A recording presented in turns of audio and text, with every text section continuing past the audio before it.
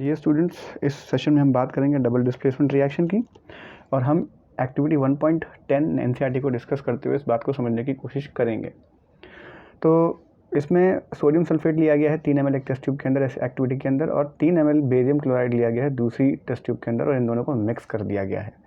Mix होने के बाद एक रिएक्शन होता है, उस रिएक्शन को समझने की कोशिश करते हैं। तो यहाँ पे हुआ क्या, उसमें sodium sulphate Na2SO4 barium chloride BaCl2 होता है।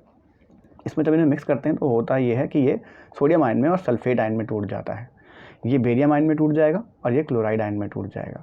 तो रिएक्शन में होता क्या है, ये प्लस जो है इस माइनस के साथ रिएक्शन हो जाता है इसका, और इस प्लस का इस माइनस का रिएक्शन हो जाता है। तो ये जब इसके साथ रिएक्शन करेगा तो ये बेरियम सल्फेट बन जाता है और ये सोडियम क्लोराइड बन जाएगा यहाँ पे। अब सोडियम क्लोराइड क्या होता है, वो सॉल्युबल होता है, जबकि बेरियम सल्फेट जो होता है वो इनसॉल्युबल होता है। तो जब ये रिएक्शन होगा तो यहाँ पे सॉल्युबल चीज़ जो होगी वो सोडियम क्लोराइड होगी, इसे नमक भी कहते हैं, जबकि बेरियम सल्फेट जो होगा वो इनसॉल्युबल फॉर्म में आपको दिखाई देगा, जिसे हम प्रेसिपिटेट कहते हैं। कोई भी चीज़ जो रिएक्शन के बाद आपको इनसॉल्युबल फॉर्म में दिखाई देती है उसे हम क्या कहते हैं, प्रेसिपिटेट कहते हैं।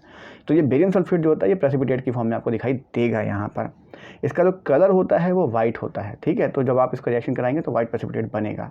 अब यहाँ पे आप देख सकते हैं कि सोडियम ने क्या किया है, क्लोराइड के साथ रिएक्शन दे दिया है, जबकि बेरियम ने क्या किया है, सल्फेट के साथ। तो यहाँ पे एक आयन दूसरे आयन से क्या कर रहा है, रिएक्ट कर रहा है।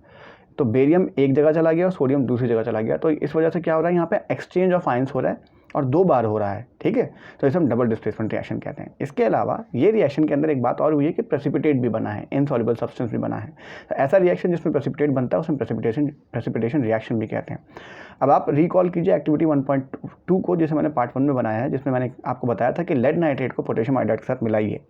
तो उसमें भी क्या होगा, लेड आयन बनेंगे और नाइट्रेट आयन बनेंगे। इसी तरीके से पोटेशियम आयन बनेंगे और आयोडाइड आयन बनेंगे। अब पोटेशियम जो है वो इसके साथ रिएक्ट कर जाएगा माइनस वाले के साथ, और ये प्लस इस माइनस वाले के साथ क्या करेगा, अटैच हो जाएगा जाकर के। तो ये लेड आयोडाइड बन जाता है यहाँ पर, और ये पोटेशियम नाइट्रेट बन जाता है। ये सॉल्युबल होता है और ये इनसॉल्युबल होता है। तो ये प्रेसिपिटेट की फॉर्म में आपको दिखाई देगा, इसका कलर येलो होता है, ठीक है। तो ये येलो प्रेसिपिटेट आपको दिखाई देगा। इसी को अगर आप हीट कर देंगे इस प्रेसिपिटेट को, तो ये क्या होता है, ये डिसअपीयर हो जाता है।